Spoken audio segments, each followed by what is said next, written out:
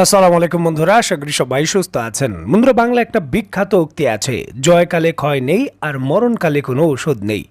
যখন কারো পতনের সময় হয়ে যায় এবং পতন শুরু হয়ে যায়, সে যত চেষ্টাই করুক সেটা আর রক্ষা করতে পারবে না। কারণ তার পূর্বের পাপ, তার পূর্বের যেই সকল খারাপ কাজ ছিল তাকে গ্রাস করে এবং তাকে ধ্বংস করে দেয়। ইসরায়েলের অবস্থা হয়েছে এরকম। ইসরায়েল এমন দেশ ছিল যে মাত্র বছরখানেক পূর্বেও সে তার সকল প্রতিবেশীকে হুমকি ধামকি দিত।